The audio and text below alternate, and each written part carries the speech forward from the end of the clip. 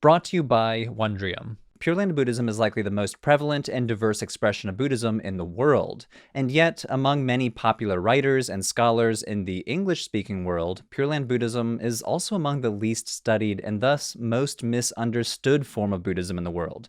So today we're going to answer, what is Pure Land Buddhism? Pure Land Buddhism is an aspect of Mahayana Buddhism, which, if you remember from episode 1 in this series, is one of the main branches of Buddhism. Mahayana Buddhists emphasize the Bodhisattva path. The word bodhisattva means enlightened being and indicates a practitioner who strives not just for their own awakening, but also to become a Buddha so they can guide other beings to awakening as well. Therefore, the bodhisattva path was often said to take much longer, lasting countless lifetimes over limitless eons. However, diverse Mahayana traditions promote practices that are said to shorten the path considerably.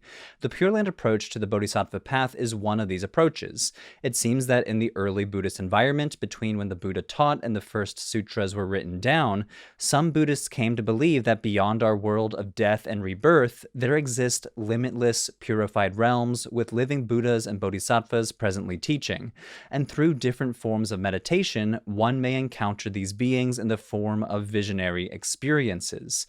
These purified realms inhabited by cosmic Buddhas and Bodhisattvas are not heavens, and these beings are not gods. According to the traditional Buddhist worldview, heavens are still in samsara, the cycle of death and rebirth, and these enlightened beings live and teach in worlds beyond samsara, where one may pursue the bodhisattva path to enlightenment more easily. At the same time, in some Mahayana schools of thought, these Buddhas and Bodhisattvas may also be thought of as expressions of awakening, ultimate reality, as symbolic forms for deeper truths about our place within the universe.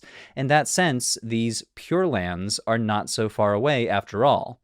These other worlds that we call Pure Lands in English comes from a literal reading of the Chinese term Jingtu, which is one of several translations of the Sanskrit term Buddhakashetra, or Buddha sphere. Buddhas and Bodhisattvas are said to purify their spheres of influence, hence Pure Land.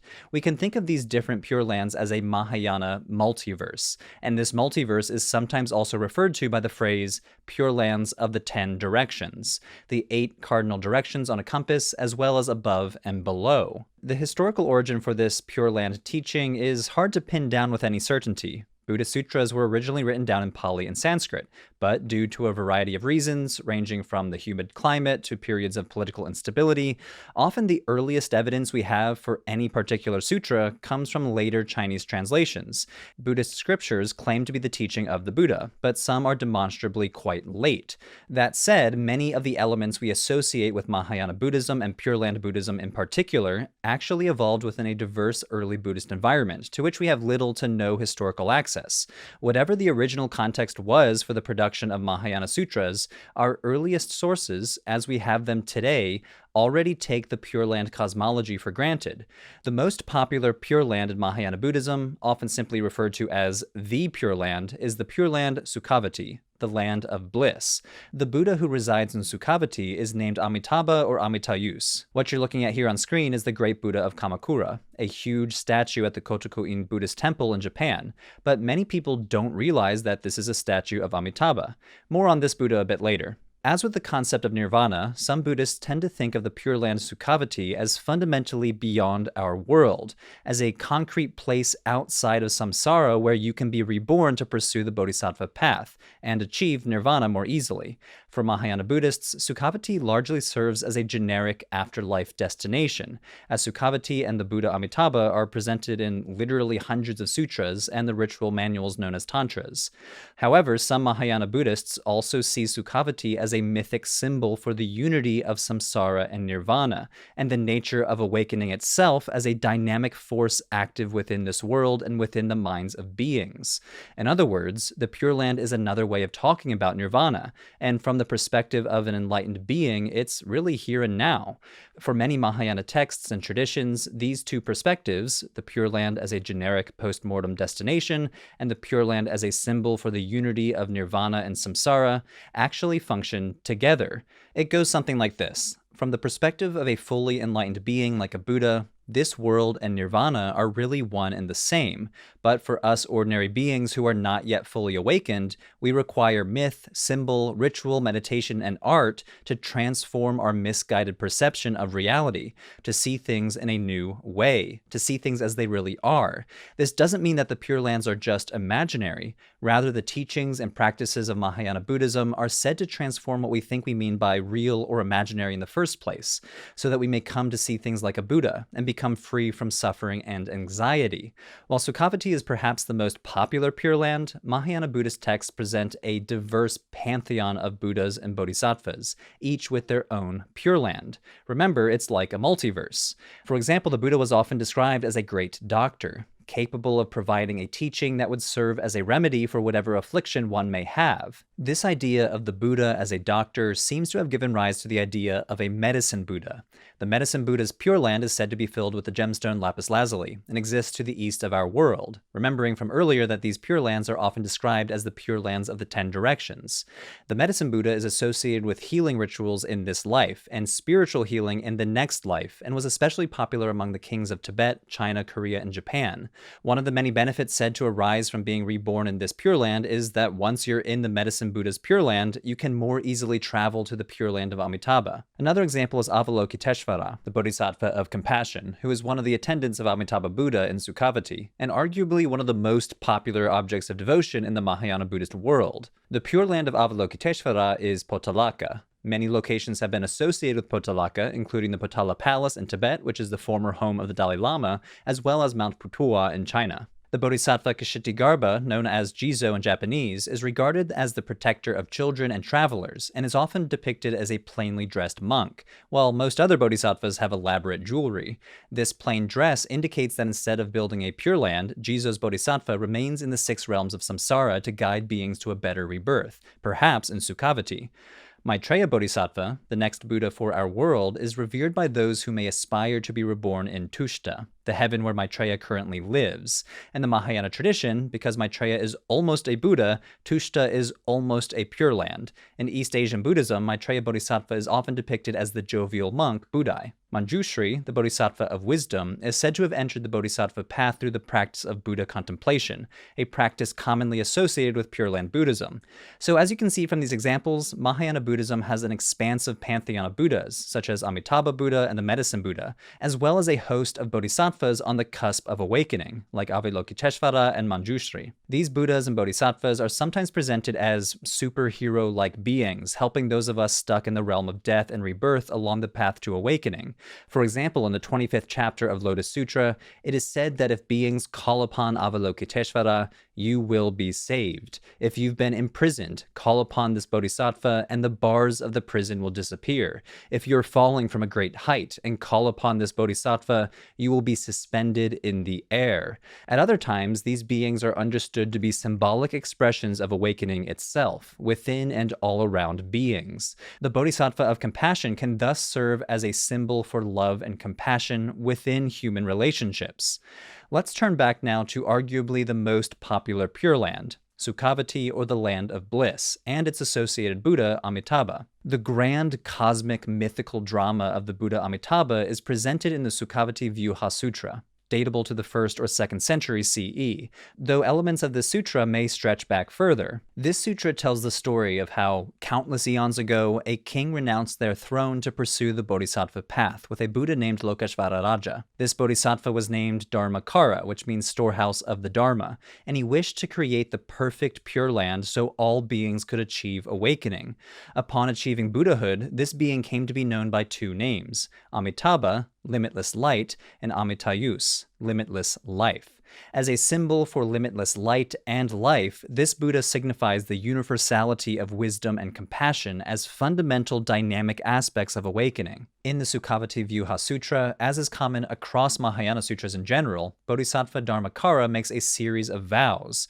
One of these vows states that if beings think upon or simply call upon the name of this Buddha even 10 times, they'll be able to attain rebirth in the Pure Land in their next life and achieve awakening. Based on Beyond these vows, many Mahayana Buddhists, laypeople and monastics alike, have made contemplation of Amitabha and the Pure Land, and even just the simple recitation of the name of this Buddha, a central part of their Buddhist practice, especially as a deathbed practice. In esoteric or tantric Buddhist texts, there's also numerous spells and mantras, as well as mandalas or mandalic depictions of the Pure Land, said to lead to rebirth in the Pure Land. The Pure Land of Amitabha Buddha is said to reside in the West. The West is associated with the setting sun, which itself is a symbol for the end of life, change, and rebirth, all important symbols associated with the Pure Land tradition. The setting sun symbolism is also associated with warmth, compassion, and love, and this is why the Buddha Amitabha is often depicted as red in color, especially in the ritual manuals called tantras. Turning now to the diversity of Pure Land Buddhism, Amitabha and Sukhavati are mentioned in literally hundreds of Mahayana sutras and tantras, but the Pure Land dimension of the Bodhisattva path takes on many different forms in these texts. The extremely influential Pratyutpana Samadhi Sutra encourages the practitioner to contemplate the Pure Land and Amitabha Buddha until they have a vision of the Buddha face to face. This reality-bending experience is said to lead to the realization of shunyata of all phenomena. Shunyata is often translated as emptiness or openness, and unifies some fundamental Buddhist teachings. Number 1, nothing is permanent. Number 2, nothing arises independently. And 3, nothing possesses an inherent essence. Shunyata encapsulates in one word the anti-essentialist quality of Mahayana Buddhism. Reality is fluid and always changing. One of the things that Buddhist practice is meant to accomplish is to transform how we construct our reality. By breaking this down, we're able to see the inherent shunyata of all things. In India, this philosophical perspective was systematized by Nagarjuna, a 2nd century Indian philosopher who's credited with founding the Madhyamaka school of Mahayana philosophy. Legend has it that Nagarjuna received some sutras known as the Perfection of Wisdom Sutras from the Dragon King, and then systematized the concept shunyata. Nagarjuna famously said, "For whom shunyata is possible, all things are possible." In East Asia, he was thought of as an important Pure Land thinker as well. Many Indian and Central Asian translators who made their way to China ended up transmitting texts dealing with the Pure Land of Amitabha and various philosophical traditions as well. This suggests that in ancient India, these diverse areas of study overlapped and were studied alongside one another. This is also the case for Pure Land thought and practice in Tibetan and Chinese cultural spheres of influence as well. In an important sense, the Pure Land mythos serves as a dynamic symbol for shunyata, and even nirvana itself, causing the practitioner to realize that the Pure Land is neither more nor less real than this world. In the same way that shunyata may be used to distill concepts like impermanence, no self, and dependent arising into one concept, the Pure Land has been used to distill the whole of the Buddha Dharma, collapsing the path to awakening and the attainment of awakening into one concept. The Vimalakirti Sutra, translated into Chinese by the 3rd century, is another influential early Mahayana text that explores the concept of shunyata and the Pure Land. This sutra begins with the Buddha's disciple named Shariputra questioning why is it that this world, presumed to be the Pure Land of Shakyamuni Buddha himself, is so, well, impure. The Buddha responds by revealing an amazing vision. At this, the Buddha pointed to the earth with his toe, and instantly the multiverse was as if ornamented with 100,000 jewels. The entire great assembly exclaimed at this unprecedented event, and they all saw themselves sitting on many jeweled lotus flowers. The Buddha told Shariputra, "You should now observe the purity of this Buddha land." Shariputra said, "So it is, world-honored one. Originally I did not see it. Originally I did not hear it. Now the purity of the Buddha's country is entirely apparent." The Buddha said to Shariputra, "My Pure Land is always pure like this. It is only so as to save inferior persons here that I manifest it as a defiled and impure land. Shariputra, if a person's mind is pure, he sees the merits and ornaments of this land." In other words, things are not always as they seem. The world of our experience is conditioned by our past karma and progress on the path, and thus manifests as impure. But Buddhas and Bodhisattvas help beings to see the bigger picture. This world is already pure. The Lotus Sutra, which teaches that all paths ultimately lead to Buddhahood, inspired movements that believe Vulture Peak, the site where Shakyamuni Buddha preached the Lotus Sutra, may be regarded as a kind of Pure Land, where devotees are reborn to bask in the glow of Shakyamuni's eternal preaching of the lotus. I'd like to share now a brief overview of how Pure Land thought and practice developed over time, starting with some major figures and movements in China and Tibet before ending in Japan. First, we have the Chinese Buddhist teacher Hui Yuan. He was an early proponent of what are called White Lotus Pure Land societies, wherein practitioners supported one another through communal meditation practice. These practices drew upon the Pratyupanasamaddhi Sutra and were said to lead to visions of the Buddha Amitabha and the realization of Shunyata.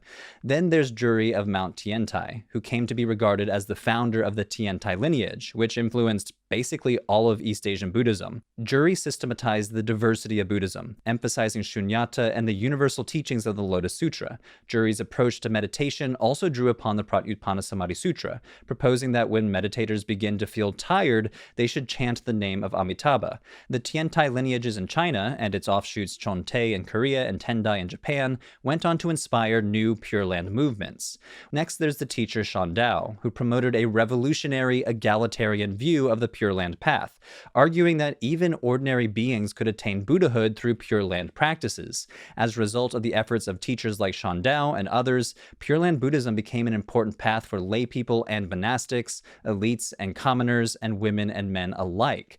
We should also mention Padmasambhava, one of the great systematizers of Tantric Buddhism in Tibet, and in fact was even said to have been an emanation of Amitabha Buddha. All of these thinkers and their schools of thought demonstrate the huge diversity of Pure Land Buddhism and how it impacted the history of Buddhism. For example, Pure Land thought and practice has also been fundamental to the history and development of Chan Buddhism, which emerged as the dominant form of Buddhism in China by the Song dynasty. Chan Buddhists often emphasize the non-duality or oneness of samsara and nirvana, finding enlightenment in ordinary life. Chan monks have often promoted deep inquiry into the true nature of Amitabha Buddha as an aspect of one's own mind.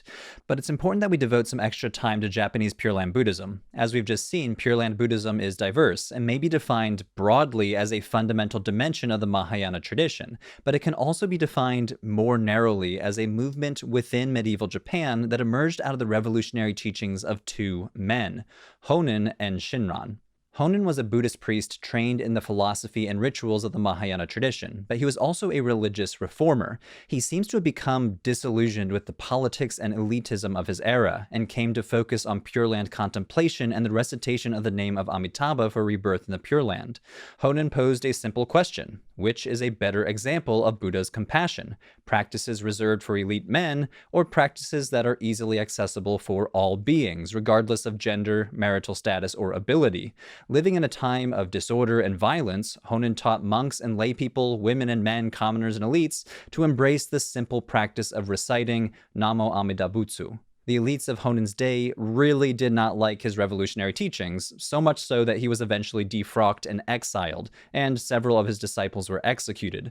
What the authorities did not count on, though, is that by sending Honen and his group of highly educated disciples into the provinces, they inevitably spread Honen's Pure Land movement.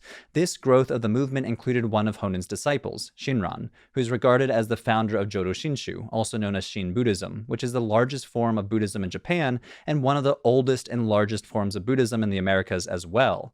Following a crisis of faith, Shinran joined Honen's community, and building upon his teacher, argued against any kind of mechanistic understanding of reciting the name of Amitabha. It's not through one's own limited efforts that lead to Pure Land rebirth, but rather, awakening is a dynamic force that is limitless, already present within beings, and guiding them to awakening. Therefore, according to Shinran, one should say the name as an expression of gratitude. Shinran famously declared himself to be neither monk nor layman, and married the nun Ashini, who supported his missionary efforts. Women like Ashini have played an important role in the history of Shin Buddhism in particular. For example, their daughter Kakushini established a mausoleum as a gathering place for his communities, basically providing an institutional foundation for Shin Buddhism to flourish. So basically, we've just skimmed over 1,000 years of Pure Land Buddhist history, from Huiyuan to Shinran. Each one of these thinkers deserve their own video, and we've only scratched the surface of the diversity and influence of Pure Land thought and practice within the Buddhist world. The early academic study of Buddhism in the Western world was largely concerned with texts and doctrines, and was carried out with little interest in living Buddhist cultures, especially lay people, for whom Pure Land forms of practice are extremely important. Contemporary scholars are increasingly turning away from viewing Buddhism through an essentialist lens, the sort of lens that we discussed in episode 1 that overly emphasizes texts, doctrine, and philosophy at the expense of viewing Buddhism as a living pan-Asian religion with culturally specific ritual practices. With these new priorities among scholars, it's likely that Pure Land Buddhism will emerge as a major field of study, focusing on aspects of Mahayana Buddhism broadly conceived, as well as specific movements that emerged in the context of early medieval Japan. Thanks to Wondrium for sponsoring this video. Wondrium is an online learning platform with tons of high-quality educational content, everything from documentaries to tutorials, lecture series, and more. Wondrium has been sponsoring Religion for Breakfast for a while now, so I've taken it upon myself to highlight their religious studies content as much as possible. So if you enjoyed today's video about Pure Land Buddhism, then you should really check out Wondrium's Intro to Buddhism series. What I think is really cool about this series is that it's taught by Dr. David Eckel. He's a professor of religion in the exact same department where I got my PhD, the Boston University Department of Religion. So if you'd like to get a little dose of my educational background, the BU Department of Religion, then check out Dr. Eckel's series. He covers everything on Buddhist philosophy, history, art, and more. Wondrium also offers a ton of other series on closely related topics like Zen Buddhism and the Analects of Confucius, but basically anything else you can imagine, even really practical tutorials like how to play the violin. So if you'd like to give Wondrium a try, they're offering a free trial to the Religion for Breakfast audience. Just head on over to wondrium.com/religionforbreakfast or click the link in the description below to start your free trial today. Thanks, everyone.